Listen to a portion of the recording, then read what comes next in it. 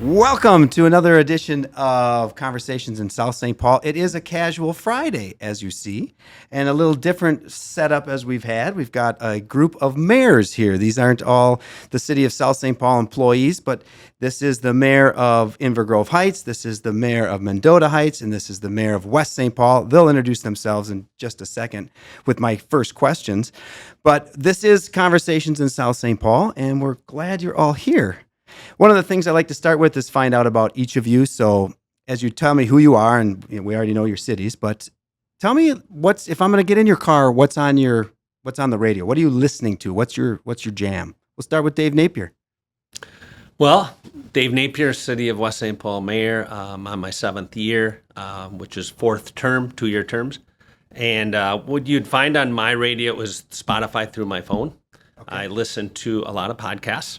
One podcast in particular right now, this time of year, is the Purple Daily, which is a Hubbard Broadcasting podcast on all sports, but pretty much right now Vikings. And I'm a big Purple fan, so I do a lot of that. And I try to listen to Ed Milet, who is a podcaster who talks about leadership and spiritual things that can help you be a better person and a better community leader. Nice. Mayor Dietrich? Yes. What's on your jam? What are you jamming out to in the car? Well, that depends if my husband's in the car with me. If I am by myself, then I will either, I always have music. I'm not a podcast person, so I admire that about Mayor Napier. I will either have some 80s rock on, or I like classical music if I need to unwind, or I will have KTIS. All right. There's Stephanie. Well, thanks for having me on. So I'm Stephanie Levine, mayor of Mendota Heights, and I am in my 3rd term, 5th year, and I on my radio in my car is depending upon what's going on, but pretty much I like to get my news from Minnesota Public Radio or The Current. I like to listen to the music there, and I am also studying Spanish, and if my accent is so bad, it's best when I practice in my car. So I also have Spanish podcasts that I will listen to and practice my Spanish in my car. That's awesome. That's So pretty cool. Pretty diverse radio stuff. How about if you had anywhere to be, if you had nothing else to do, where are we going to find you? What's your happy place? If you could choose anything and anywhere, what's your happy place, Mayor? Oh, for me, well, I have a couple happy places.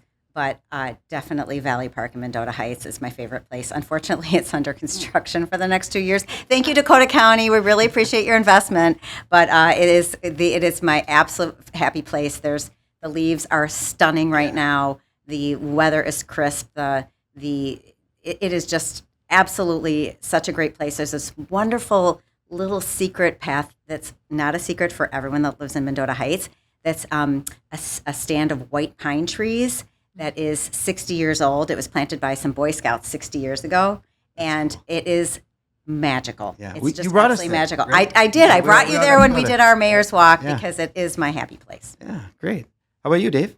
Well, this time of year, not so much. Is golf. I love to golf.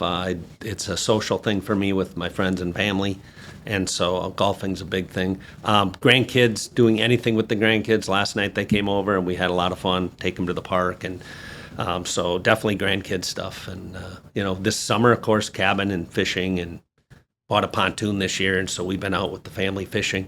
Pontoon's a great thing because you can bring food and you can also fish, and teach the kids fishing. Jump off. A lot of fun. I'm very active. Okay, great. Yes, thanks for the question. So my happy place is definitely the gym that serves multiple de-stress. It's also a hobby for me. I used to be a competitive bodybuilder. So I just, in order for me to get to my goal of being 100, I need to stay healthy. And then as far as Inver Grove, though, I'm a water person. I love the swing bridge and walking along the Mississippi River. Yeah. Awesome.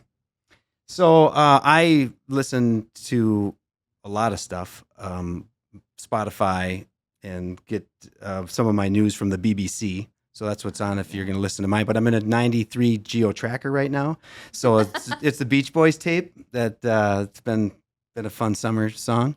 And then Maya's happy place is home. If I'm done peopling, being anywhere around the house, whether we're cooking or hanging out with the fam, kind of like you, Dave, wherever that is. But being at home is, that's my happy place. And you're a good cook. Yeah, well, I'm working at it. And thank you for saying that.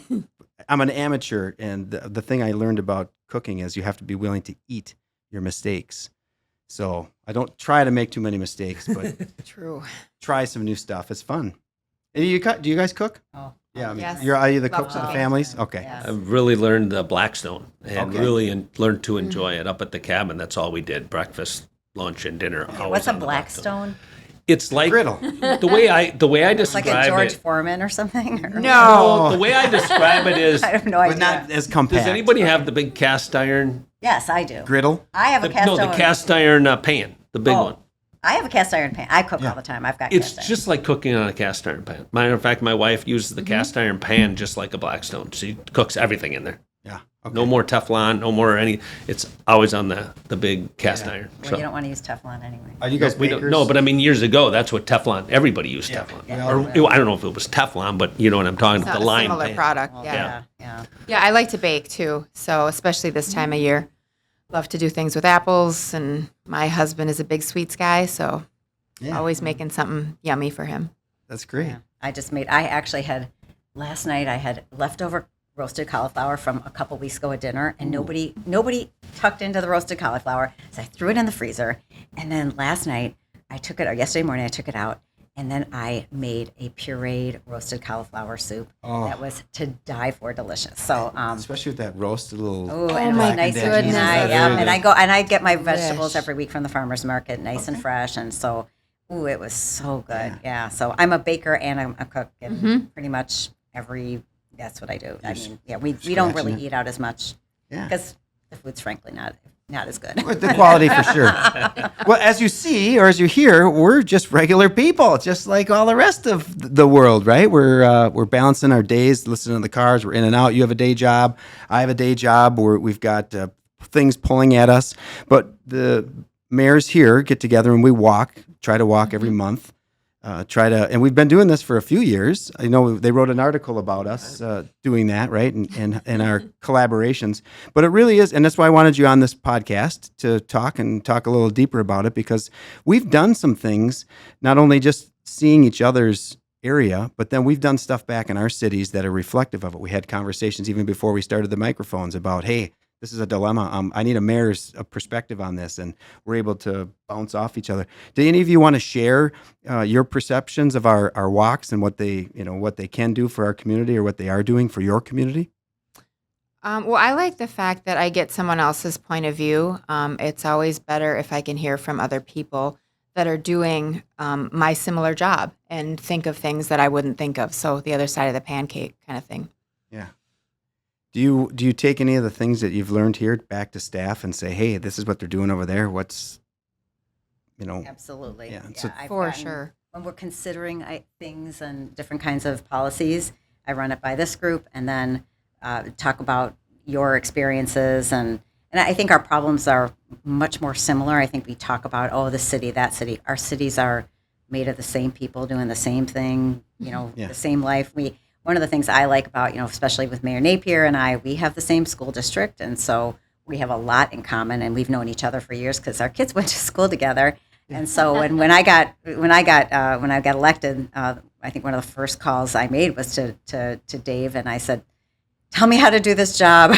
so I have definitely relied on you to help me figure out what kind of things we should be considering as a city. Yeah. And I know there's crossovers of all of our police departments. And I think Mutual aid is yes, huge. part of that is, again, the relationship I see that's very strong is, between those police chiefs and our communities, because that's, again, part of what we're doing is trying to make sure our people are safe and protected, and they're taken to the next level as well with those extra relationships like we have. Right? Yeah, staff definitely collaborates, public safety, police and fire. Yeah. So what's going on in West St. Paul? What's going on in Mendota Heights and in Inver Grove Heights that, affects the people of South St. Paul. We come to you for food. We come to you for food. But, we go. I know people go to you for faith. yes. Yeah, for food and faith. Yeah, we have all the F's. Right. Exactly. So what's going? What are some of the things that because this is a conversation in South St. Paul, these are mostly our residents listening. What are some of the things that are happening in your community that they're going to see, forward facing? Well, I can speak, we have Robert Street. I mean, right, that's a huge economic engine for us. And we know that the users aren't just West St. Paul. So when we look at developments, we really look at it from a regional standpoint and how is it going to impact the region. We currently have that 0.5 cent sales tax. So anybody coming in spending money in West St. Paul actually doesn't know it, but they're helping to pay for our roads. And so that's really been a nice thing to have from our standpoint, to be able to keep, if you think about a road and who pays for it to fix it, when we're a regional attraction, it's nice to share that. And I haven't heard from anybody complaining about it. I think it's something that's happening without them really understanding it. But that 0.5 cent sales tax has been instrumental in getting us to get some really aging infrastructure rebuilt. Yeah. And it's really important for us. So, but I would say on the other side of it, with all the collaborations that we have, I think we're still sharing recycling. The tri-district we have that has different programming for all the different things. We share a fire department with South St. Paul. I mean, there's so many things that we do that maybe the communities really don't understand, that we are more interconnected than people think. Yeah. But I will just add, with the four of us that get together, and sometimes we've had Lilydale get together with us when we are doing the feeding the military families and stuff. But it really is about no pressure, get together, no agenda. But boy, we've talked about some things that we brought back to our staff on mental health that we're all dealing with and stuff like that. So it's just really kind of been a really fun, casual collaboration that I think the community should know more about. Do others have the sales tax? Does Inver Grove have? We do not. Yeah. Again, we're in that same boat, which it makes sense for your town, because it does have a lot of those outside entities, the Targets, the Home Depots, those people that makes a difference in the foods and that stuff. What I see in Inver Grove is that your Egan side, who we've invited to walk, and St. Paul we've invited to walk, but that Egan side is really growing. Is there anything special happening over there that our citizens would want to know about? Well, that is funny that you should ask, because we do have a very big transformational project that is going to be around the corner, but it is in confidence at this point, but that will be a regional amenity. Okay. So yeah, and I know residents from here and senior living wanted to go to Inver Grove. There's a lot of senior available housing, that turn the key, walk in housing that's been being built over in Inver Grove. And we are having there's another senior building that's going up that's going to be by Walmart, so off of Concord, and that's a CDA project, with the county. Yeah. And we all have CDA love projects, those projects. Right? Yeah, we couldn't do it without them. No. Right? But I think of Neighbors Incorporated that you guys have, and we really there's a lot of our residents that utilize that program, and also the clothes closet and that type of thing. So that's an amenity that you guys have that I feel that we're blessed to share. Yeah. Well, we've done so many things over the years, because Inver Grove is just an extension of South St. Paul, right? The people in South St. Paul moved to Inver Grove because they had bigger garages, yes, 3-car exactly. garages. Yeah. And we couldn't get that here, even double cars at sometimes. We do want to emulate your city's feel of family and closeness. That is something that I hear our residents talking about. So something to be applauded. Well, we're river cities too, along the river, which is pretty cool. I think that amenity, for so long, they've turned their backs on the river, dumped in the river and made it more industrial than it was pleasurable. And so now I think we've turned the corner there, I know, on we're respecting the river. Exactly. And using it. You got a marina over there that people use quite often. Yep. So what's going on in Mendota Heights that citizens of South St. Paul would want to know about? Well, the big thing that's going on right now is we have outgrown our police department. Yeah. And so, and our police department and our city hall are connected. The police department is the basement of our municipal building. City hall's on top. So we are in the process of having that sort of those needs study. Right now, we're having an open house on Tuesday where our residents can come through and see the needs, because, when you call the police and they come, you don't really think about the fact that they're going back to a building where there are frogs jumping around and mold, and there's no room, and they're elbow to elbow, and they can't wash their cars without hitting all their gear, and there's no place to put their gear. So we need to do something. Our police department is an extraordinary department, and they need a work place that is respectful to them, and currently they do not have that. So we need to do that. That will then impact our city hall, which I love the feel of our council chambers. It's beautiful, but it's all connected, and it was our city hall was built as a residential property back in the day, and so unfortunately that means that as we discussed before the mics went on, there are some reasons why security is very key important right now, and we want to make sure that we have the correct safety protocols and the correct safety design, and that is going to require quite a bit of investment by our taxpayers, and so that's our biggest, I would say, municipal challenge right now, and it's also an opportunity to do the right thing, because I think we have a great community, we have great leaders, we have a wonderful police chief, we have a great city administrator, we have the right people at the right time to do the work, and I think we've just got to get her done. Yeah, it was clever. So that's what we call outlived its useful life when it comes to Yes. buildings and stuff. But I thought it was clever. I don't know where I saw it, but the tour idea and how it was presented. Takeover of Instagram? Whatever it was, yeah. Yeah, Tell us about that, because it's really it's like a simple thing, inviting your residents in to physically see what's going on and spend Right. that time with them, walking through and showing. We don't think about that all the time, so it was very clever to do Yeah, that. I would if anybody's interested in it's actually good watching, aside from the fact that it's also just showing everybody what they need to see. But we have an Instagram account at the city, and the Mendota Heights Police Department did a takeover Instagram for 24 hours.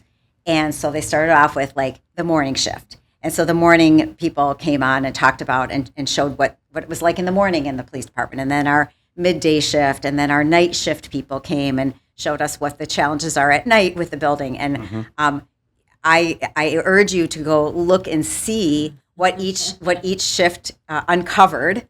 And it was a compelling argument, a compelling reason. It's not a 24-hour thing that's going to disappear. It's going to be permanently on the Mendota Heights Instagram page. So if you're interested, City of Mendota Heights Instagram, and it's also, I think you can get there through Facebook. But it's just compelling, and it's nothing. It's you can see it for your own eyes what the problem, what the issue, what the challenges are. I'd say. Well, and that's the thing. That's a challenge that we have too, is to be relevant to people and get that message out. And we all have Facebook pages that aren't run by the city, but are run by opinions and people who really, and I don't want to knock them, because there are people that really care about it and are dedicated to making sure that people have that access and fighting for it. So, they're a service. But that's our challenge as cities, is to get the word out. And so learning and seeing how that's done simply, right? It didn't take a whole thing. It just an idea that took over, and really it does. Go watch it. It's pretty interesting. Right, and your pretty fun. Your listeners should know that as public officials, we can't engage. So if we have people of Mendota Heights Facebook page, I can't engage on that without breaking the open meeting law. So people think, well, why haven't you responded? Well, I can't without breaking the open meeting law. So we push information out through the official channels, and we have to, if you are concerned about what the open meeting law is or what it means to public officials, I encourage people to read about it, because it is an important law, but it is sometimes hamstringing a little bit our ability to respond to some of the public comments that I see online. So when do you guys meet? What's your schedule of meeting? Let's go around and talk about that as each you have your meetings when? Ours are always on Monday nights, unless there's a holiday or something. But the first Monday of the month is a work session, And those we've been having at the Veterans Memorial Community Center. So outside of the chambers, it's just a little bit more relaxed conversation. And then our formal council meetings are twice a month. So Does anybody else second use your and fourth. chambers? Yes, like our commissions use the chambers. Okay. So Right. they Yeah. have their meetings there. Dave? Yeah, so we meet the second and the fourth Monday of every month, unless there's a holiday. We met on Tuesday, the last meeting. But we have the open council work session early, and then we have a short gap in between. Then we start a regular council meeting. So we go work session right into council meeting, and then if we have an EDA, we'll do that after. And so that gets to be a long day. It's a long day, but it does. What time does that start? Usually right around 5 to 5:30, depends. We kind of rotate it based on what kind Agenda of items, topics, and yeah. so that I can keep enough time to get stuff You need done. 30 minutes more than you But start we- at 5. You don't want to have too much time, and Right. we value everybody's time, the community and everything else. If they come there for a council meeting, we want them to. But yeah, it's twice a month. But so you only do twice. You're 4, so that's spread out. We do. So the 2 and 2, right? Our council schedules are the same as Mayor Napier's, but we have our session. our work sessions are completely separate night. Yeah. Oh, okay. Not on So that'd be 4 On days. Monday nights. on Monday. yes, Okay, gotcha. Yeah. We meet twice a month, the first and third Tuesdays, and one of our meetings we start early. We meet at 6 p.m., and one of our meetings we'll start early to do our work session, which is just right at in the same council chambers, and we end just 15 minutes before our meeting starts. And we do share our council chambers with our local school board, with the 197 school board, which meets on Monday nights, and then of course all of our other commissions as well. But our big other user in our chambers is our school School is, board, is the school board. So you have on cameras twice, and then the other ones, your work sessions are off camera. Yours are all on camera? No, our work sessions are off camera. We Off session. actually sit in a circle. Oh, okay, and We have actually the- don't sit on the dais. We actually move the tables in. We're in the chamber because we have only one room, and so we have actually we make the tables into it's a rectangle. Sorry, we don't have round tables. It's a rectangle, but we sit So around you a face each rectangle, other. and we sit facing each other. And often we'll have maybe presenters as well sitting around the table. Often, what I like about work sessions is we actually invite. Maybe the county's coming to talk about a CDA building that they're going to put up or something. They sit around the table with us, and we have a much more informal. We don't use Robert's rules. We use first names. It's a very different kind of a way of Work engaging session, with one another, which is much more informal and I think very important. Sure. Because remember, outside of chambers, we cannot meet. We'd be violating the open meeting law. So the only way we can talk to each other and have those kind of informal conversations is in a work session. And we're all open to the public, all of those meetings. So Our meetings are City Hall. all, they are open to the public. Yeah. And often the public comes and, Sits and joins, yeah. they'll Some- join us. I mean, they'll ask, often if it's something that's relevant, they can certainly chime in. They're always welcome. Yeah. Right? And our meetings are on Town Square, as well as our open council work session. And we also break into small groups, or a rectangle table before, and then after that meeting, they move the tables back to where they should be, and then we get up at the dais. But we don't do that all the time. It depends what the topics are, and it's a lot of work for staff. So we kind of say, you know what, today we're just going to meet at the dais, and that'll be fine. But we found that in the past, we used to go into a boardroom for the open council work session, and it was way more productive than sitting up the dais. And so it's to think that logistics would make a difference, but it really does. Yeah, It sure really does. A round table is just very engaging and encourages that. So that's how we do it.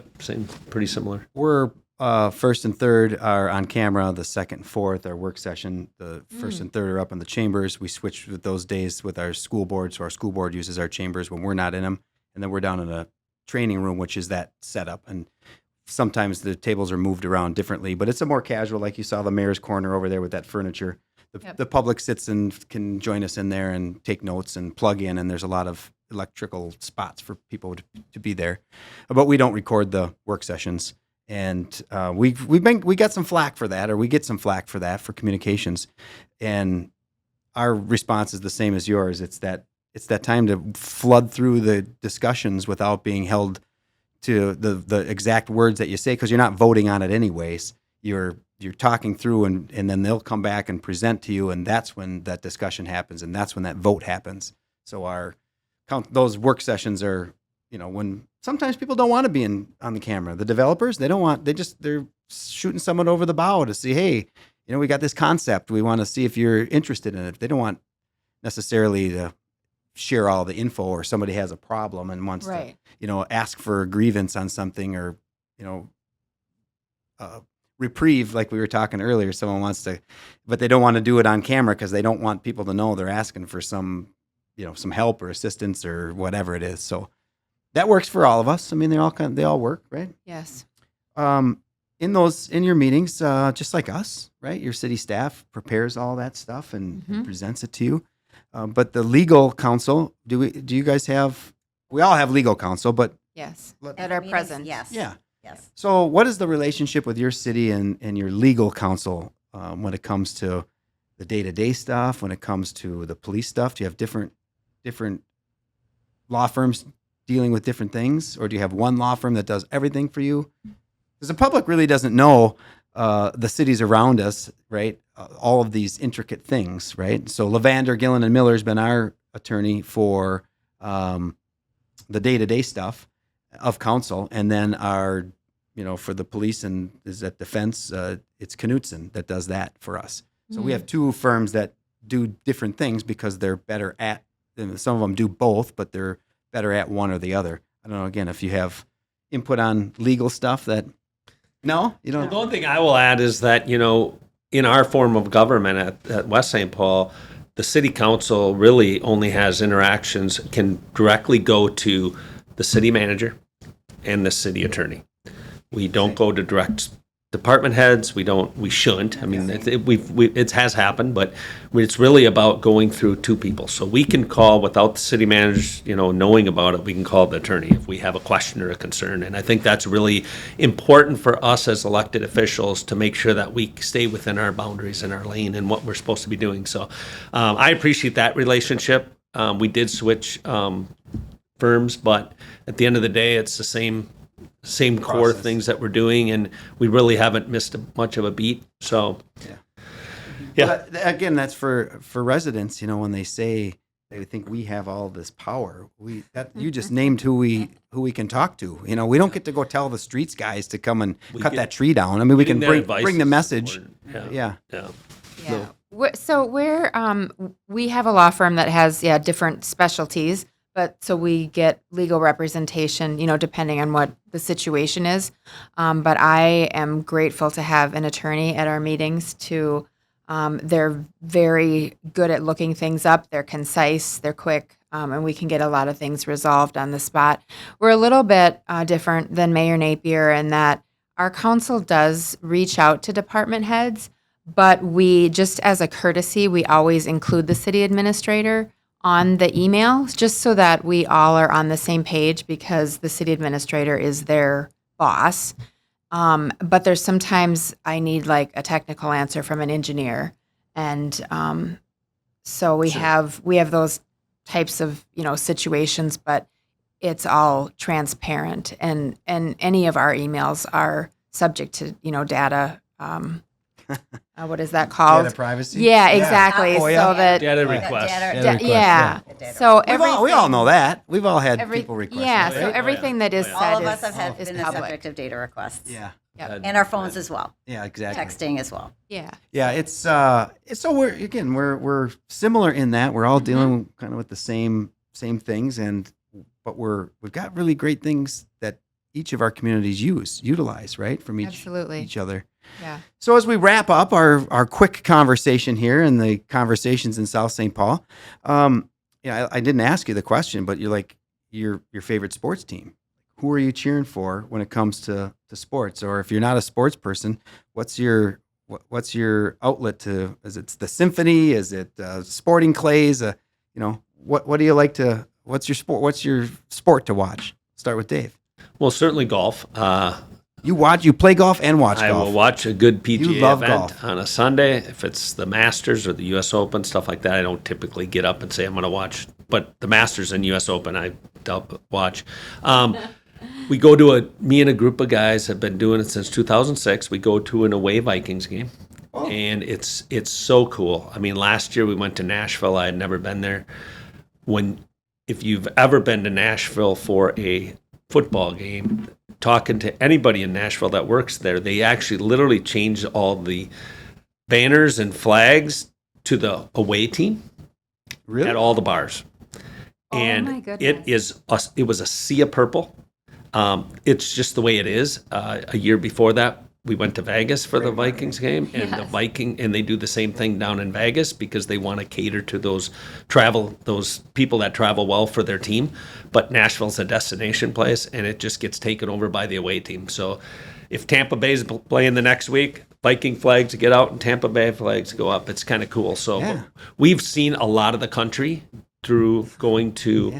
And then when we're there, usually if it's a warm climate, we golf, so we get to go see the city golf? and do things. I Just lots of fun stuff. So anyway, that's kind of the fun things I do with some friends I love it. for many I years. think Mayor Napier has too much fun. Yeah, never have too much fun. That's always we can always have more The fun. guy who grew up at Dodge Nature Center. So Right. do you Yeah. do Been you really outdoor fault my him for whole being life. outdoors? Right, Yeah. outdoorsy. How about you? Are you? Okay, well, Sporty? you're going to laugh, but I don't. Maybe Brenda won't laugh. Pickleball. Pickleball is the biggest thing in my city. I would like to brag that we probably Is have there more. a team though? Is that like do you watch a Well, team or you it- just go watch people play? It's better than a team. I would say it's a community. I don't know. It's organic. Yeah. It's not planned. There's just a group of people that every morning go down to the pickleball courts. We have striped our hockey rinks. We have 3 hockey rinks, and they're all striped with 6 pickleball courts. So are they the best pickleball courts in the world?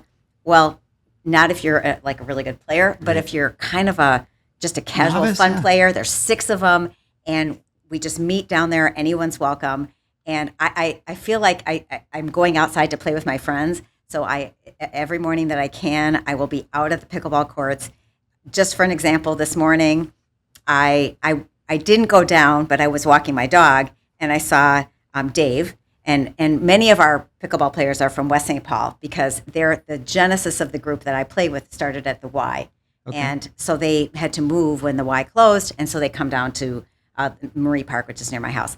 And I saw Dave, and he's a retiree. He's just a great guy, and I was like, Dave, what's going on? No pickleball, because it was a little, it's frost everywhere. Sure. And I said, isn't the pickleball court slippery? And he's like, no, it's not slippery. Where's everybody? He was so angry that people didn't show up. But we'll have in the morning 30 people. We're going to have a Halloween party. We have parties for all the holidays.